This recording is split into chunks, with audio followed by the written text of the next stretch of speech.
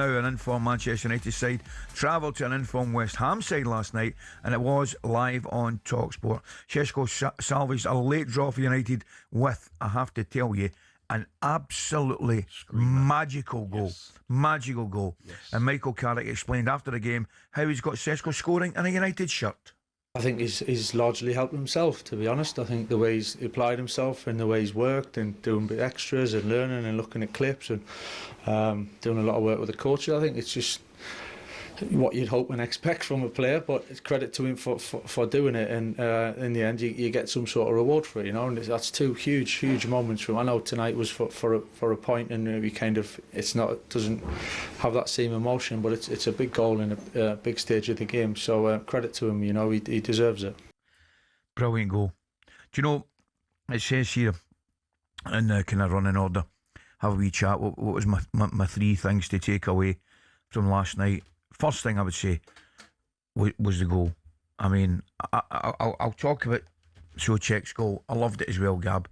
Great run. I think it's Bowen gets played on the right hand side, and he makes a run, and we've seen him do it. He normally comes in and heads these ones in, but he makes a run in the blind side of Martinez, who can't see him, and he goes goal side of Kobe Mainoo, who probably should do a little bit better, but I think that he thinks the goalkeeper is coming for it, I think. But Souček times his run perfectly. First thing I would say, what I noticed last night about the game and about the stadium, West Ham fans right behind their team. Gabby, honestly, the place, maybe the best I've heard the place, to be brutally honest. Yes. You know, I would go as far to say that. Obviously, they were devastated to lose the late goal from Sesko, you know, which we spoke about. But in terms of a team United with the fans off the pitch, that was it last night. I thought it was a tremendous atmosphere. Only watched bits because obviously I was concentrating on Spurs, Newcastle, but the parts I watched, slide tackles, breaking their neck to get back in position, blocking shots, and literally like stretching to get a toe in to stop a ball. If Spurs fans were showing that sort of level of, you know, togetherness and fight, their fans wouldn't be booing after games. They'd be like, you know what? Yeah, we lost again, but you know what? They're putting tackles in, they're tracking back. Souček looked like he couldn't breathe. Yeah. He was that involved in the game and running around that much. Fernandez is looking good, isn't he? Somerville, 4 goals he's had. Somerville was really lively again. You know? Really lively. The goal, the one thing, you know, we'll talk about Sesko's goal and then we'll talk about United. Sesko's goal, different class, Gabby. I mean, you know it as well as I do. That ball comes in, I think Sembuemo puts it in, and it's a harder one to take because it's an in-swing towards the goal rather than away from the goal, where it's slightly easier to take.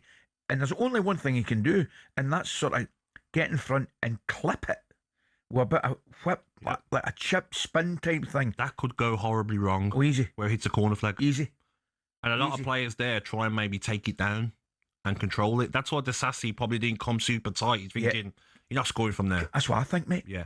He will take a touch on ready. I think he thinks he's got that covered. He's never going to hit that. He's going to control it. Outstanding finish. And like we said earlier, only top corner that side was going to score. The one other thing you've got to say about United, not at their best, right? I don't think they were at their best. Konya and Mbeumo. Yeah. Quieter. Yeah. I've got to say, I think they were quieter. But they found a way not to lose that game. Yeah. My point is, and I think you might agree, 6-7 weeks ago, United are losing that game. And it's not a bad point. Of course it is. Because Chelsea... Both informed teams. Yeah, Chelsea drew as well. Villa got a tough game tonight. You're still Manchester United, 2 points behind Villa, and you're only 5 behind Manchester City. So it's not all doom and gloom from last night for Manchester United, but I will look at even tonight and say, if I'm Liverpool, they have to take advantage of Chelsea dropping points and Manchester United dropping points, because if Liverpool win tonight, they're on to 42, only 2 points behind Chelsea. But must win. I think they're going to one of the hardest places to go. Haven't lost this season in the Premier League. I know.